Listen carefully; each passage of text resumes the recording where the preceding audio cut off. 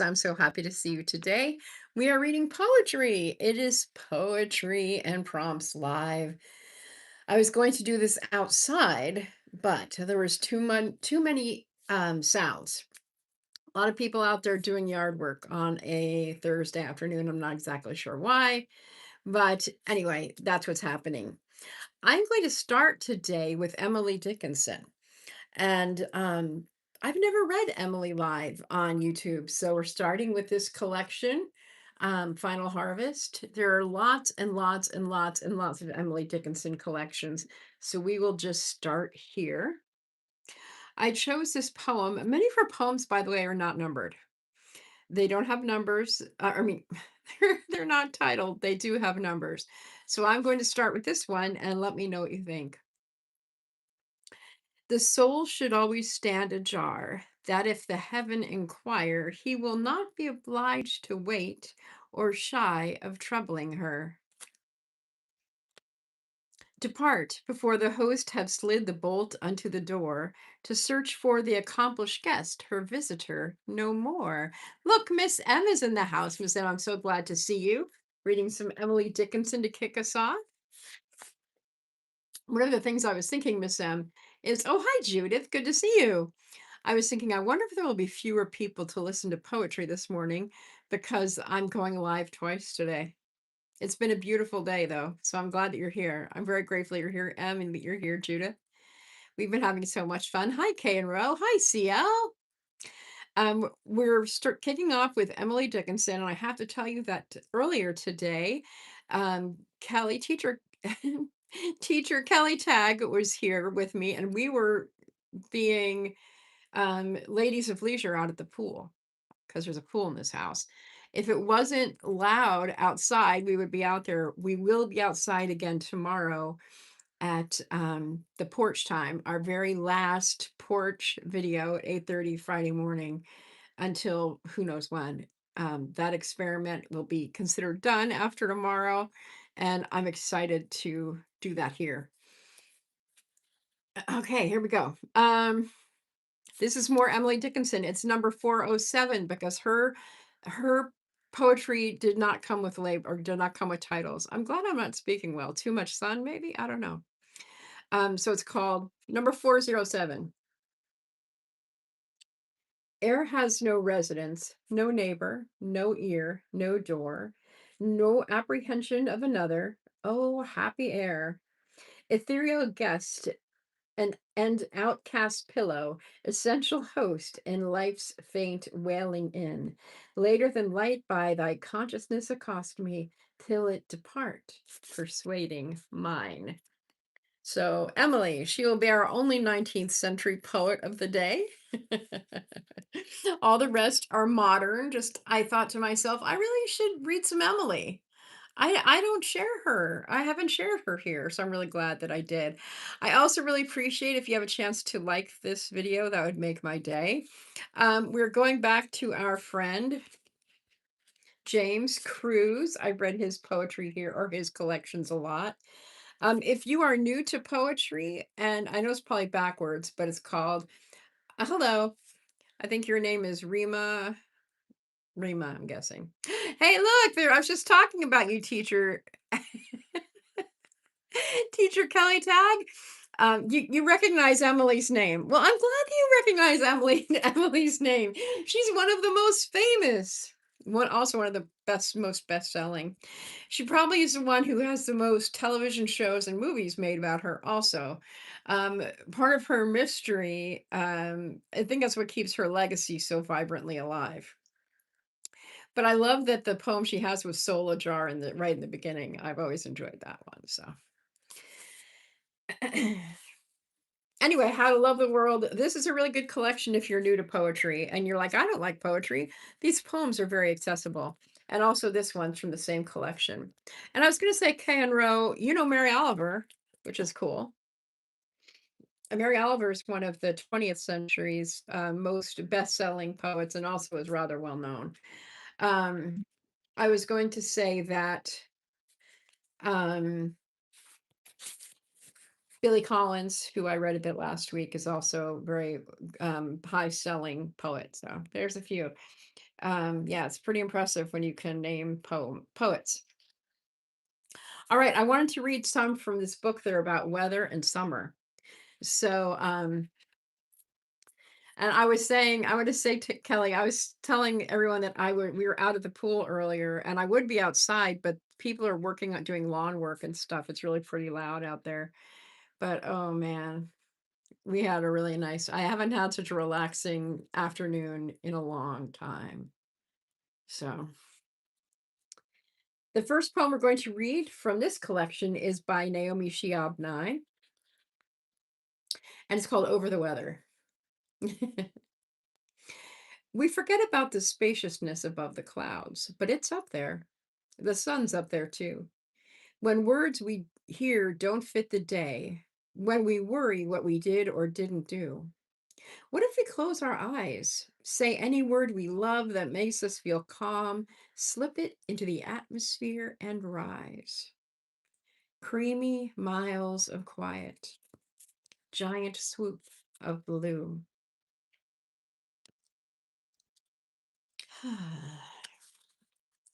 I just thought that last line, giant swoop of blue, reminded me of when my children and I were driving across Montana.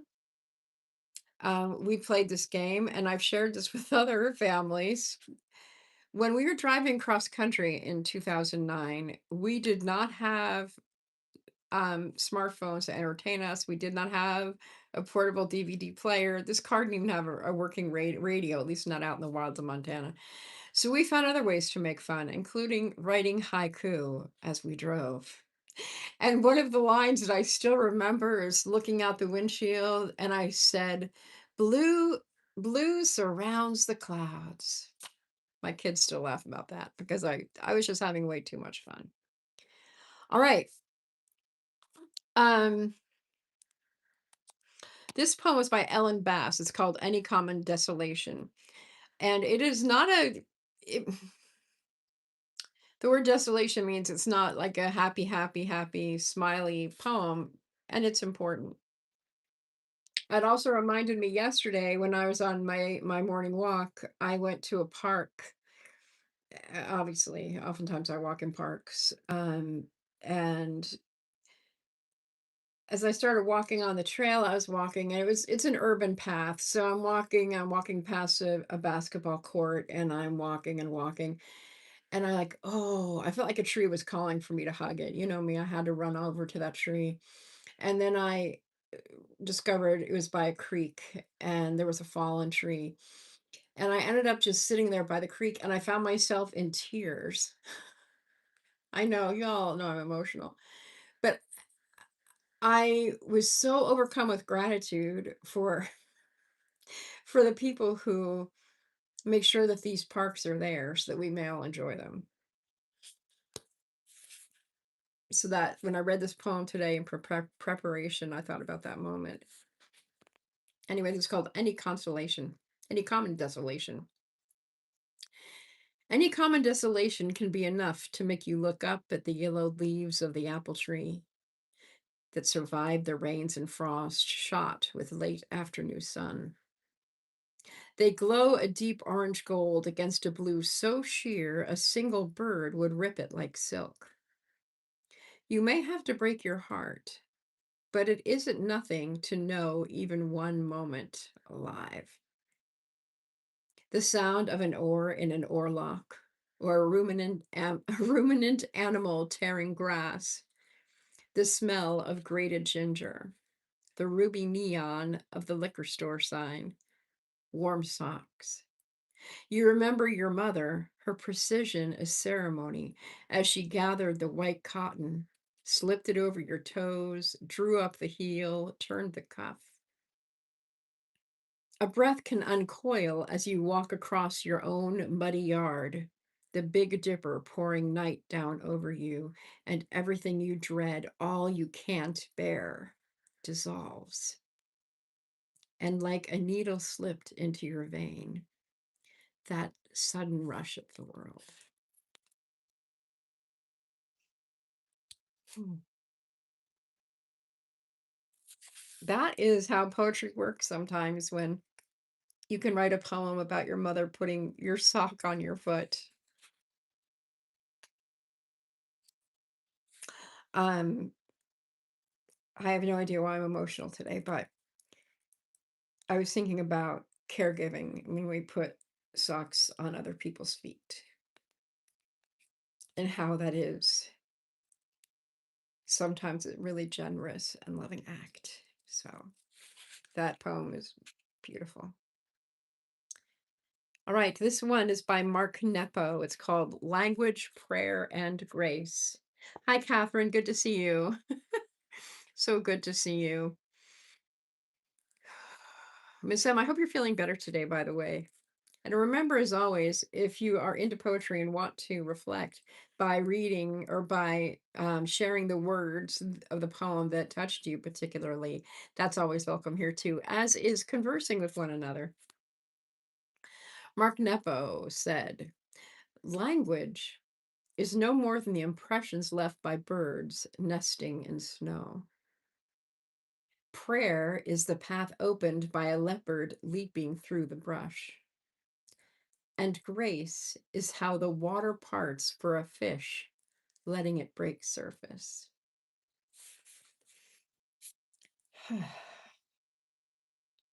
This is the last one from this collection. It's called The Fish by Jane Hirschfield. Jane Hirschfield's another popular and famous poet in poetry circles. The Fish.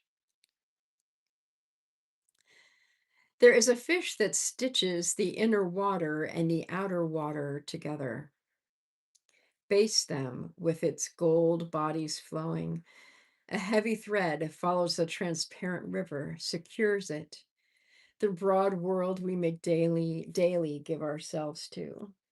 Neither imagined nor unimagined, neither winged nor finned, we walk the luminous seam, knot it, flow back into the open gills. Jane Hirschfield. I love her work too. You're okay. You just got the results. Oh, I'm so sorry, Miss M. Miss M got results from the doctor she didn't want to get. We're so sorry. That's always really uncomfortable. But I'm glad that you can be here with us and hopefully just being with people who care about you. I'm hopeful that this can be helpful to you, Miss M. Listening to poetry. I know you like poetry. I'm really sorry you got those results you didn't want. All right. And with that, we're moving to a different poetry book. You're welcome. This book is called Last Train to Paradise, and all the poems are by Martha Solano.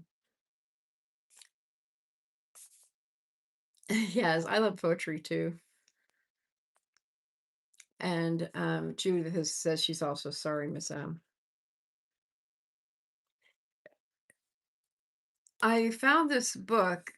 I I shared a poem by Martha Solano in a project I did a number of years ago when I was doing May is National Meditation Month. And I partnered poems that I found on the Poetry Foundation website with prompts.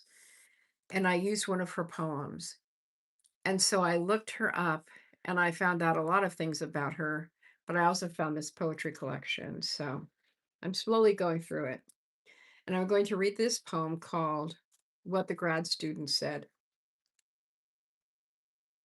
So when you're in grad school for any of the arts, I do not have a master's degree, an MFA. So when you're in school for an MFA, Master of Fine Arts, you have to get really used to being critiqued all the time. And I would say it definitely thickens our artist's skin. So this poem reminded me of that. This is a terrific title. All your titles should be this good. Like a playground with twirly and tunnel slides and a bathroom nearby to boot. And all your poems should be as good as this first one, which not only stood out like tilt-a-whirl on a flatbed broken down along I-5, but reminded us of the words we hate, like any compound adjective and scrunch. We liked very much the one with the brain gelatin mold. Also, the one where Bly loses his luggage along with his smiling Buddha shtick at the Dodge. However, we didn't get interested until gingivitis, and overall, we stopped reeling when we realized by the third line you weren't even trying to reach us at all, but instead yammering on to a nephew, son, sister, blah, blah, blah. In other words, you weren't a finalist, runner up, semi finalist, 22nd, or even 55th in line, but you were definitely one of the 67 entrants. That, a little ketchup, marmalade, vinegar, a few shakes of salt, and a pinch of dried mustard will sure make a good marinade for baby backs. But you thoroughly, definitely, unredeemingly did not in any way, shape, or razzle dazzle popsicle come across or come within dozens of Mr. Natural paces from winning our coveted prize. Yeah, I don't think I would do well getting a Master of Fine Arts degree. Although I have quite a few friends who have done that. So, all right. This is I'm only reading two from her today from Martha Solano. And this poem is called Too Small for Intellect, Big Enough for Love. And that phrase was from an early 20th century obstetrics text describing a woman's brain. Too small for intellect, big enough for love. I also suggest that we all read Charlotte Perkins Gilman's book, The Yellow Wallpaper, about postpartum depression. Sometimes it took some pretty honest women, all different kinds of all different kinds of people to help the medical profession respect women more. Hi, Britt. Good to see you. Thank you, CL. CL says take care of yourself, Miss M. And Britt's saying, hi, Miss M. Lots of people love you, Miss M. We're all here with you. Okay. Too small for intellect, big enough for love. Remember, if you come in, if you'd like this video, that would be great. And if you want to share any of the lines for the poem, great. If you want to chat with each other, great. It's Thursday afternoon, anything goes. My grandmother wasn't a chemist, but in her kitchen I learned precision, science of dollop, pinch. She didn't own a thermometer, measured heat with a dab to her wrist. Yeast foamed like the incoming tide at Love Ladies Beach, like drops of HCl in a test tube filled with zinc. Kneaded not by machines, so that now I can't enter my kitchen, touch a bowl, sugar, flour, wooden spoon without her long earned confidence dissolving the shame of 100 chem lab flops. Scales so sure weight change with a breeze, easily smashed pipettes, terror of Bunsen burner, meniscus more a reason to pause, water smiling, without her hands on mine. Feel how that feels? Now you're ready for rising. I love that too. When I was a little girl, my mom we didn't use thermometers for fever, for taking our temperature. She just do these. Yeah, you have a fever. Yes, you have a fever. Thank you, John. And we're going to close out with this collection, The Wonder of Small Things. This is another James Cruz collection. I'm sorry if you can't read backwards, but just trust me. I found a poem to start us off from Nikita Gill. I love this one. Are you ready? This is to each and all of you people here. Every person here could be the subject of this poem. It's called Your Soft Heart.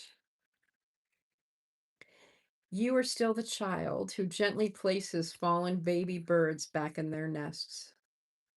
You are still the soft soul that gets your heart broken over cruel words and awful acts when you watch the news. You are still the gentle heart who once tried to heal a flower by attempting to stick its petals back on when ignorant feet trampled it. This is why you are important. This is why you will always be needed. Kindness is the greatest endangered thing. And here you are, existing, your heart so full with it.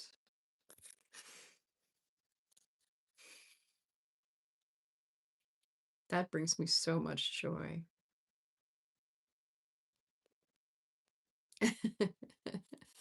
Judith says she touched her kid's neck and ear to hear, to see, to see if they have fever. Hi, Sally. So glad you came by. Yes, your heart is so full of it, so full of kindness. I'm going to read it again because this is Sally's in this poem too. It's called Your Soft Heart. And this poem is for each person here. Whether you're live or on the replay, this is for you. You are still the child who gently places fallen baby birds back in their nests. You are still the soft soul that gets your heart broken over cruel words and awful acts when you watch the news. You are still the gentle heart who once tried to heal a flower by attempting to stick its petals back on when ignorant feet trampled it. This is why you are important. This is why you will always be needed. Kindness is the greatest endangered thing.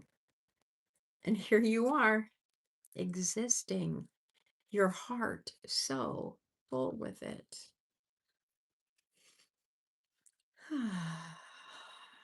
That is Nikita Gill, Your Soft Heart. Great poem.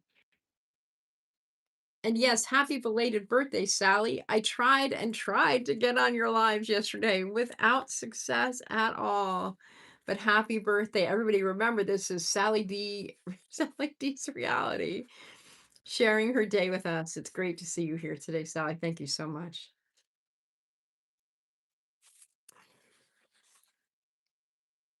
This is also a good one. I know that many of us can relate to this from the opening line. It's called From Out the Cave. From Out the Cave. When you have been at war with yourself for so many years that you have forgotten why, when you have been driving for hours and only gradually begin to realize that you have lost the way, when you have cut hastily into the fabric, when you have signed papers in distraction, when it has been centuries since you watched the sunset or the rain fall and the clouds drifting overhead pass as flat as anything on a postcard. When, in the midst of these everyday nightmares, you understand that you could wake up, you could turn and go back to the last thing you remember doing with your whole heart, that passionate kiss, the brilliant drop of love rolling along the tongue of a green leaf. Then you wake, you stumble from your cave, blinking in the sun, naming every shadow as it slips.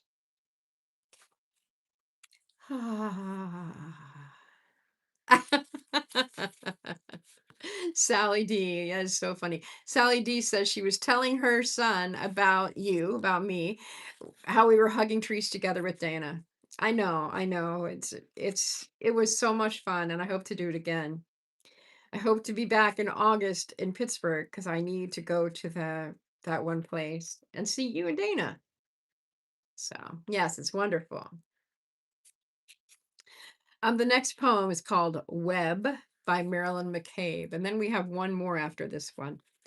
So I'm so glad, Sally, that you made it today. I'm even wearing my glasses. I don't wear my glasses all the time. Oh, by the way, if you're here and you haven't liked the video yet, that would make my day if you would like it. Always makes me happy to see those little thumbs up. So this poem is by Marilyn McCabe. It's called Web. Lately, everything is astounding me. Me too. Lately, everything is astounding me. Miles of phone lines, garage door openers, spatulas, my shoes. What is the way to pay tribute to glory? The aspen knows. Applause with every breeze. How best to inflame the holy fire? Light is on my face, filtered through glowing leaves around my feet. A tumble of extraordinary rocks, pocked, striated pink gold, a frenzy of river drops, riot of current. One spider is rapidly tying me here, its lines like spokes to a spinning wheel. We are silver, quivering. Ah, isn't that beautiful? Ah, I know. It's so cute. Sally says, then we continued the tradition when you weren't there. Did you hug a tree with your son? We need as many tree huggers as possible in Texas. There's lots of trees in Texas to be hugged. Allison and I hugged trees when I was in Texas. The love button. Yes, someone loved the love button. Thank you for that love. Thank you, thank you, thank you. All right, so the other day I posted a tomato. I love tomatoes. And this poem I'm going to close with is called This Summer Day by Barbara Crooker. And you'll understand why I mentioned tomatoes at the end. That sprinkler is at it again, hissing and spitting its arc of silver, and the parched lawn is tickled green. The air hums with the busy traffic of butterflies and bees who navigate without lane markers, stop signs, directional signals. One of my friends says we're now on the shady side of the garden, having moved past pollination, fruition, and all that bee buzz jazz into our autumn days. But I say, wait, it's still summer, and the breeze is full of sweetness spilled from a million petals. It wraps around your arms, lifts the hair from the back of your neck. The saliva, coreopsis, roses have set the borders on fire, and the peaches waiting to be picked are heavy with juice. We are still ripening into our bodies, still in the act of becoming. Rejoice in the day's long sugar. Praise that big fat tomato of a sun. Yes, I tell you, poetry like this always makes me feel happier. And that's one of the reasons why I go live on Thursday afternoons at 4:30 every week. Yes. Can't you picture that, Miss Sam? The roses on the border of the garden and it's on fire. I love that. I love that. I love that poem.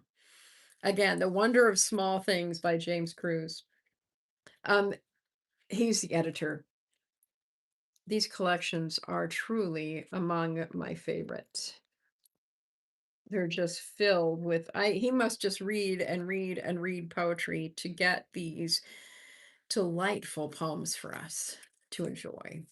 So we'll stay here for about another minute and a half. Well, for those of us who want to stick around for a minute and a half, um, if you'd like to chat with one another, that's great. I just wanted to remind you all that we still have 2 more days of the journaling live. Tonight we're going to talk about trusting your heart. Trusting Your Heart at 8 p.m. Eastern. And then tomorrow, one of those poems just talked about We Are Still Becoming, that last poem, We Are Still Becoming. And we're going to talk about trusting your own becoming because no matter what age you are, we're still here breathing. We are still becoming. So I'm very excited about those 2 journaling days if you're available. And if you like journaling, cool.